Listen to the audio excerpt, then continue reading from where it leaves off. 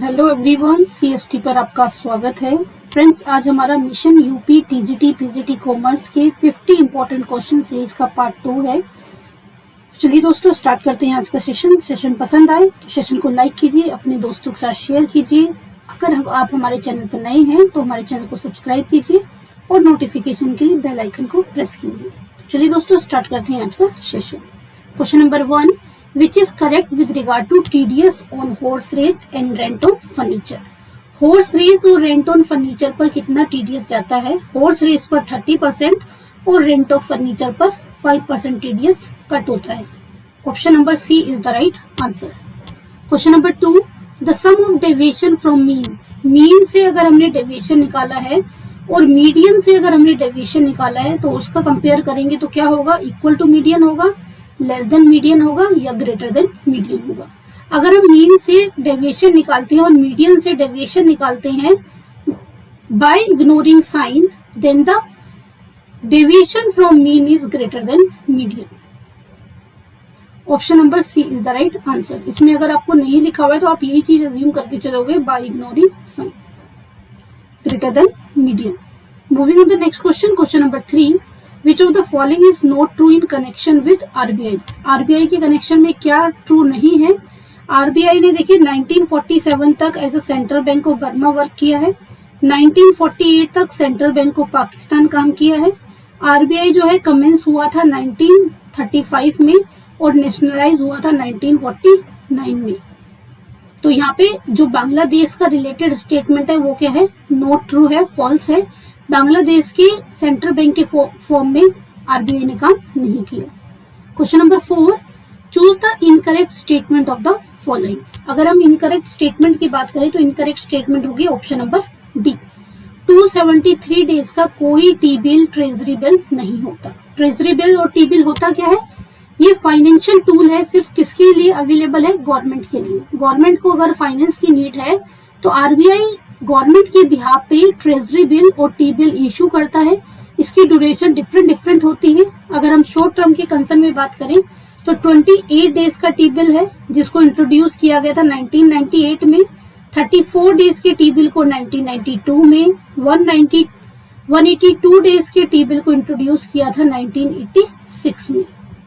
1960 से पहले 91 डेज के ट्रेजरी बिल और टी बिल हुआ करते थे, फिर इसको बंद कर दिया गया। देन अगेन 91 डेज के टी बिल को 1993 में रीइंट्रोड्यूस किया गया। 14 डेज के टी बिल को 1997 में इंट्रोड्यूस किया गया। और करंटली अगर हम बात करें अभी जो यूज हो रहे हैं मार्केट में वो है 14 days, 91 days, 182 days and 364 days. In between बहुत सारे आए हैं और गए हैं, लेकिन अभी करंटली ये मार्केट में अवेलेबल है। यानी कि गवर्नमेंट जो है इन बिलों को आरबीआई से टाइम टू टाइम इशू कराती रहती है अपनी फाइनेंशियल नीड को फुलफिल करने के लिए। Moving on the next question, question number 5, which of the following is not the driver force of globalization. इनमें से ड्राइवर फोर्स कौन सी नहीं है ग्लोबलाइजेशन की? एक्सपोर्ट। देखिए, फाइनेंशियल फ्लो से ग्लोबलाइजेशन होगा, लोगों की मोबिलिटी हो रही है, एक जगह से दूसरी जगह लेबर जा रही है, उससे भी ग्लोबलाइजेशन होगा, लेकिन export is not responsible for globalization. Question number 6, in symmetric distribution mean deviation is equal to. Symmetric distribution में मीन डेविएशन किसके इक्वल होता है? 4/5 स्टैंडर्ड डेविएशन। सिमेट्रिकल डिस्ट्रीब्यूशन में मीन डेविएशन 4/5 स्टैंडर्ड डेविएशन के इक्वल होता है। Option number B is the right answer. Question number 7, who is not the party to cheque. इनमें से चेक की कौन सी पार्टी नहीं है? चेक में ड्रॉर भी होता है, पेई भी होता है, होल्डर भी होता है, एक्सेप्टर नहीं होता। चेक को एक्सेप्ट करने की जरूरत नहीं पड़ती, as like bills of exchange. Question number 8, on every point of straight line demand curve the point elasticity are equal. Demand curve है एक स्ट्रेट लाइन, कह रहा है उसके हर पॉइंट पे इलास्टिसिटी क्या होती है? इक्वल होती है। फॉल्स स्टेटमेंट है, क्योंकि हर पॉइंट पे इलास्टिसिटी क्या होगी? इलास्टिसिटी होती है डिफरेंट। एक्स एक्सिस पे इलास्टिसिटी 0 होती है, उससे ऊपर का जो पोर्शन है वहां पे इलास्टिसिटी लेस देन 1 होती है। सेंटर में जो इलास्टिसिटी है वो इक्वल टू 1 होगी, फिर ऊपर के पोर्शन में इलास्टिसिटी ग्रेटर देन 1 होगी, और वाई एक्सिस पे जो पॉइंट आता है उस पे इलास्टिसिटी क्या होती है? इन्फिनिटी। ये कह रहा है स्ट्रेट लाइन के हर एक पॉइंट पे इलास्टिसिटी क्या है, equal. This is false statement. Moving on the next question, question number 9. In a positively skew distribution में कौन बड़ा होता है, मीन या मोड? मेनली क्वेश्चन यही है. अगर आप पॉजिटिवली स्क्यू डिस्ट्रीब्यूशन देखोगे तो इस तरह से होता है, यानी कि इसका ज्यादातर झुकाव कहाँ होता है, राइट हैंड साइड. कई बार क्वेश्चन ये भी आ जाता है, in positively skew distribution the more expansion is on the right hand side. और पॉजिटिवली स्क्यू में जो मीन है वो सबसे छोटा होता है, मीडियन उससे बड़ा, और सबसे बड़ा क्या होता है, मोड होता है. यानी कि mean is less than mode. Clear है? Option number A is the right answer. इसी तरह से अगर ये नेगेटिवली होता तो ये वाला पोर्शन इधर आ जाता, यानी कि कुछ इस तरह से डायग्राम बनता. और ये जो मीन मीडियन मोड है ये उल्टे हो जाते. पहले क्या आता, मोड आता, उसके बाद मीडियन अपनी जगह पे ही रहता, और हाईएस्ट पे क्या आ जाता, मीन.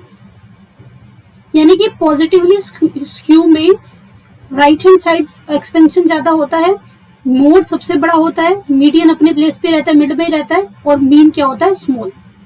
इसी तरह से अगर हम नेगेटिवली स्क्यू की बात करेंगे तो उसका एक्सपेंशन लेफ्ट हैंड साइड में ज्यादा रहता है, मीन हाईएस्ट होता है, और मोड क्या होता है, lowest. Question number 10. Which of the following measure are not capable of algebraic treatment? इनमें से किस की एल्जेब्रिक ट्रीटमेंट नहीं की जा सकती? देखिए, मीन की एल्जेब्रिक ट्रीटमेंट की जाती है, कंबाइंड मीन आगे फर्दर कैलकुलेट होता है, करेक्शन भी होती है कि कहीं अगर रॉन्गली काउंट हो गया, कोई एड ऑन हो गया तो इसकी फर्दर एल्जेब्रिक ट्रीटमेंट पॉसिबल है. मीन का अपोजिट हार्मोनिक मीन होता है, इसकी भी एल्जेब्रिक ट्रीटमेंट पॉसिबल है. मीडियन की एल्जेब्रिक ट्रीटमेंट पॉसिबल नहीं है. Option number B is the right answer. अपने आप को टेस्ट करिए, अपने आप को मार्क करिए कि आप आउट ऑफ 50 कितना क्वेश्चन कर पा रहे हैं, क्योंकि मैं ज्यादा एक्सप्लेनेशन नहीं दे रही हूँ, ये जस्ट टेस्टिंग सीरीज है कि आप अपने आप को टेस्ट करें. बस जितना रिक्वायर्ड है उतना आपको मैं इन्फॉर्मेशन साइड बाय साइड देती चल रही हूँ. तो ये सिर्फ टेस्टिंग है कि आपने जो तैयारी करी है अपने आप को टेस्ट कीजिए. बाकी लेक्चर एक्सप्लेनेशन में बहुत सारे वीडियोस पड़े हुए हैं चैनल पे, आप उनको देख सकते हैं एक्सप्लेनेशन के लिए. Question number 11. Which of the following law affect business organisation? इनमें से कौन सा लॉ बिजनेस ऑर्गेनाइजेशन को अफेक्ट करता है? Incorporation and bankruptcy law. Option number A is the right answer. Question number 12. Theory of consumer behaviour is not based on following assumption. देखिए, consumer is rational, limited income money और maximum total satisfaction, ये assumption है तीनों. और diminishing marginal utility is not the assumption of consumer behaviour, और you can say cardinal utility approach. किसने दी थी ये? मार्शल ने. Moving on the next question, question number 13. Bird in hand argument is given by. Bird in hand argument दिया था Gordon model. Option number B is the right answer. Question number 14. Which model suggest that dividend pay out does not affect the market price of the share? कौन से model में ये कहा गया है कि डिविडेंड पे आउट से market share पर कोई इफेक्ट नहीं पड़ता? 3 मॉडल है हमारे पास, Walter model, Gordon model and Modigliani and Miller hypothesis. तो इसमें से जो वाल्टर और गॉर्डन है वो रेलेवेंट थ्योरी है, यानी कि इन्होंने कहा था कि डिविडेंड का इम्पैक्ट पड़ता है प्राइस ऑफ शेयर पे. और एमएम हाइपोथेसिस में, मोदिगिलानी एंड मिलर हाइपोथेसिस में कहा गया है कि डिविडेंड डिक्लेरेशन या डिविडेंड पे आउट का प्राइस पर कोई इम्पैक्ट नहीं पड़ता. Option number C is the right answer. Clear है?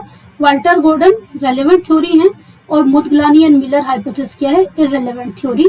मींस डिविडेंड डिक्लेरेशन का उसकी वैल्यू पे कोई इम्पैक्ट नहीं पड़ता है, क्योंकि इन्होंने ये कहा है कि जो कंपनी की अर्निंग कैपेसिटी है, इन्वेस्टमेंट कैपेसिटी है, उसके ऊपर प्राइस और value of the firm decide होगी, not on the basis of pay out.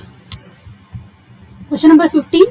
Which of the following section of Companies Act 2013 facilitates amalgamation and absorption?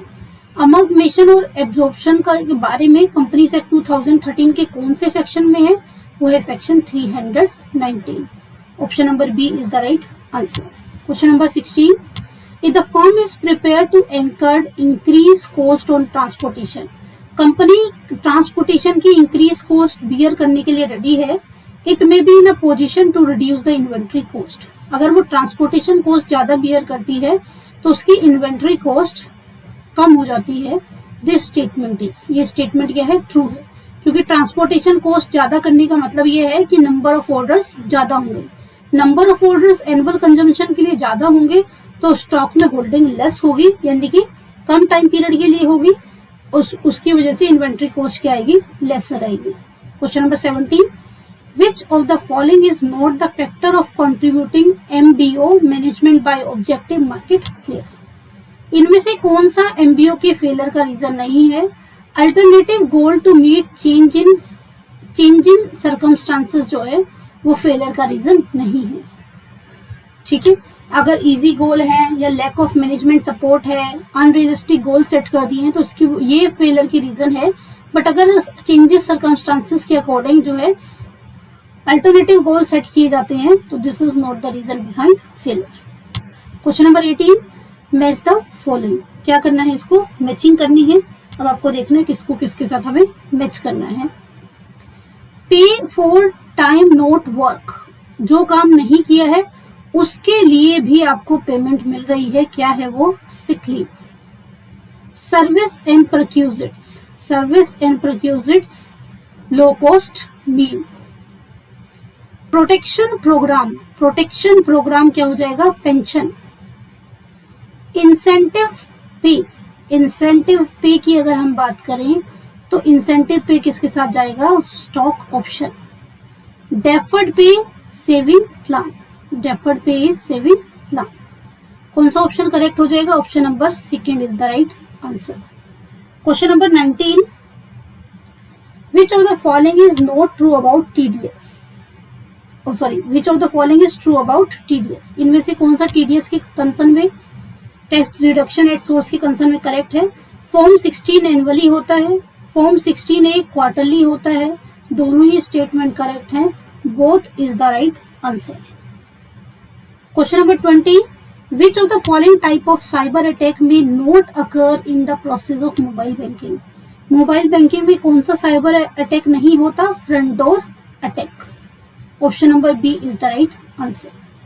Question number 21, which is not correct regarding the duties of auditor, इनमें से कौन सा duties of auditor के लिए correct नहीं है, option number B. Ownership of fix assets should be verified by examining the title deed by the auditor, auditor जो है टाइटल डीड नहीं देखता, वो क्या करेगा, फिजिकल वेरिफिकेशन करेगा फिक्स एसेट की, उसकी रिस्पॉन्सिबिलिटी है, और वो करेगा असर्टेन करेगा कि जो एसेट जो वो शो कर रहा है वो क्लाइंट प्रोसेस करता है उसकी होल्डिंग में है। Option number B is the right answer. Question number 22, which of the following is not the presumptions about negotiable instrument, इनमें से कौन सा नेगोशिएबल इंस्ट्रूमेंट का प्रिजम्पशन नहीं है, डेट है, कंसिडरेशन है, स्टैम्प है। Absolute and good title for transfer is not the assumption of presumptions of negotiable instrument. Option number D is the right answer. Question number 23, the sum total of two variable x and v is equal for all observation, यानी कि कुछ भी कर लो x and y का जो सम है वो equal आता है। सपोज x एंड y का सम z है तो हर सिचुएशन में x एंड y का सम जो है इक्वल ही आता है।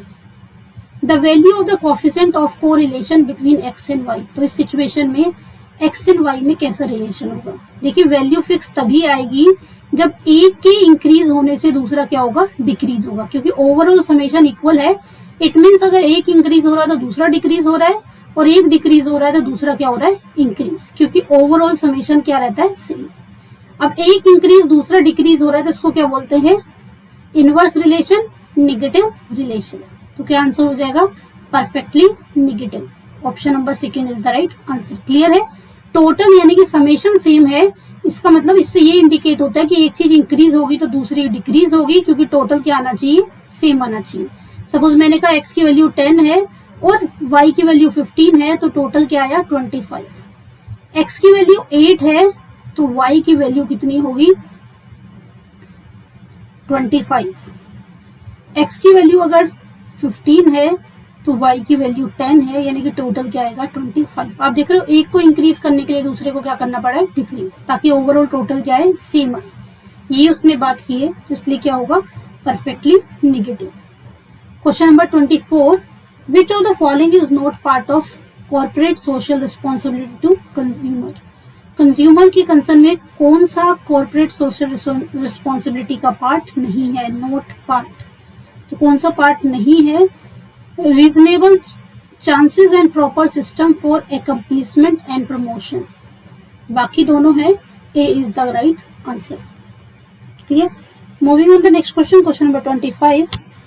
विच of the following statement is false? इसमें से कौन सी स्टेटमेंट फॉल्स है वो आपको बतानी है। When value of correlation coefficient is 1, the two regression lines are coincide. Correct है। The regression coefficient are independent of change of origin and scale. देखिए जो रिग्रेशन कोफिशिएंट है वो इंडिपेंडेंट ऑफ ओरिजिन होता है बट नॉट स्केल। तो यही क्या हो गया? फॉल्स स्टेटमेंट हो गई। वो इंडिपेंडेंट होता है ओरिजिन से लेकिन स्केल से इंडिपेंडेंट नहीं होता है। Option number second is the right answer. Question number 26, which among the following is a correct statement about residential status of a company? इसमें से कौन से statement residential status of a company के लिए करेक्ट है? Option number second is the right answer. जो company है can never be not ordinary resident. Company जो है नॉट ऑर्डिनरी रेजिडेंट कभी भी नहीं हो सकती। Question number 27। अच्छा, एक चीज और ध्यान रखनी है, मैंने पीछे क्वेश्चंस में कराया हुआ है, एक कंपनी के 2 रेजिडेंशियल स्टेटस हो सकते हैं। ये भी एक बार क्वेश्चन आया हुआ है। Question number 27, which of the following type of authority are found in most organization? कैसी अथॉरिटी मिलती है मोस्ट ऑर्गेनाइजेशन में? Line authority, staff authority, functional, तीनों की तीनों होती हैं। Option number D is the right answer. Question number 28, Aden rules 1953 is related to which of the following? Aden rules 1953 is related to double taxation relief, यानी कि किसी का अगर 2 कंट्री में अलग अलग टैक्स दिया गया है तो उससे रिलीफ के कंसर्न में ये रूल बना था। क्वेश्चन नंबर 29, ठीक है, एक अलग कंट्री में भी हो सकता है और सेम कंट्री में 2 बार टैक्स चार्ज करने से रिलेटेड भी हो सकता है। The informal group communication system is called? Informal communication group is called grapevine. Option number second is the right answer. Question number 30, A Limited issued a prospectus inviting 2,000 shares. Applications were received for 3,000 shares. Pro rata allotment was made for the applicant of 2,400 share. यानी कि 3,000 में से 2,400 को pro rata कर दिया, यानी कि 2,000 shares allot कर दिए। If A has been allotted 40 shares, how many shares he must have applied for? अगर उसको 40 शेयर्स ए को मिले हैं तो उसने कितने शेयर के लिए अप्लाई किया होगा? इसके लिए क्या करते हैं, पहले इसका रेशो निकालते हैं। ये है अप्लाइड और ये क्या है अलॉटेड। कितना आ गया 6:5, यानी कि जिस बंदे ने 6 शेयर के लिए अप्लाई किया था उसे कितने मिले हैं 5। आपके पास अलॉटेड है तो 40 जो है 5 की वैल्यू है तो 6 की वैल्यू क्या होगी, क्योंकि अलॉटेड की वैल्यू क्या है 1 के लिए 5, हमें निकालना है अप्लाइड तो इंटू 6, 8 6 जा 48। Option number C is the right answer. Question number 31, goodwill of a firm of X and Y is valued at rupees 30,000. It is appearing in the books at rupees 12,000. Z is admitted for 1/4 share. What amount he is supposed to bring for goodwill? वो goodwill के लिए कितना पैसा लेके आए? एक चीज ध्यान रखना है, जो नया पार्टनर है वो जितनी गुडविल रेज होती है यानी कि वैल्यूड होती है उसको लेके आता है। बुक्स ऑफ अकाउंट में कितनी गुडविल है उससे उसका कोई लेना देना नहीं होता। वैल्यूड हुई है 30,000 पे, इस 30,000 का 1/4 लेके आएगा, यानी कि कितना लेके आएगा वो 7,500। Question number 32, which one of the following is not the characteristics of normal distribution? Normal distribution symmetric और बेल शेप्ड होता है। Mean median mode of the distribution equal होते हैं। डिस्ट्रीब्यूशन जो है the total area under the curve for normal probability distribution is 1, this is also correct. The two tail of the distribution in both the direction touches the horizontal axis, यानी कि वो x axis को touch करती है। ये गलत statement है, axis से हमेशा ऊपर रहेंगी, नॉर्मल डिस्ट्रीब्यूशन में कभी भी एक्सिस को टच नहीं करेंगी। Option number D is the right answer. Question number 33, the scale of measurement which has no order, ना तो जिसका कोई ऑर्डर है यानी कि ऊपर नीचे कर दो कोई फर्क नहीं पड़ेगा, distance, unique, origin is known as, उसको क्या कहते हैं, नॉमिनल डेटा या नॉमिनल क्या कहते हैं उस स्केलिंग को, नॉमिनल स्केल। जैसे आपने कहा आर यू मैरिड, यस और no, are you going to market, yes और नो। तो कुछ भी मतलब क्वेश्चन बना के यस और नो, ट्रू फॉल्स, इस तरह से क्वेश्चन आप पूछते हो या कुछ स्पेसिफिक उसके लिए, तो उसको बोलते हैं नॉमिनल स्केल। जो नॉमिनल स्केल है और ऑर्डिनल स्केल है इसको बोलते हैं हम कैटेगोरिकल डेटा, यानी कि नॉर्मल स्केल और ऑर्डिनल स्केल किसमें अप्लाई होते हैं, कैटेगोरिकल डेटा और क्वालिटेटिव डेटा। इंटरवल स्केल और रेशियो स्केल जो है इसको बोलते हैं न्यूमेरिकल डेटा और इसको क्वालिटेटिव डेटा भी क्वांटिटेटिव डेटा भी कहते हैं। Nominal and ordinal qualitative, interval और ratio quantitative, normal scale ordinal scale जो है कैटेगोरिकल और इंटरवल स्केल रेशियो स्केल क्या होता है, न्यूमेरिकल। क्लियर? तो हमसे तो सिंपल सा क्वेश्चन पूछा था उसका आंसर क्या था, option number A. Question number 34, as per the Herzberg's hygiene theory of motivation which among the following is not a motivational factor, working condition is not the motivational factor, this is hygiene factor, recognition, responsibility and achievement ये motivation है, working condition क्या है, hygiene factor. Option number B is the right answer. Question number 35, who among the following is not associated with theory of motivation, इनमें से कौन है जिसने theory of motivation नहीं दी है, Peter F Drucker. Option number D is the right answer. Question number 36, what is हवाला, हवाला क्या है, illegal transaction of foreign exchange, foreign exchange का जो विदेशी मुद्रा का अवैध लेन देन है उसको क्या बोलते हैं, हवाला।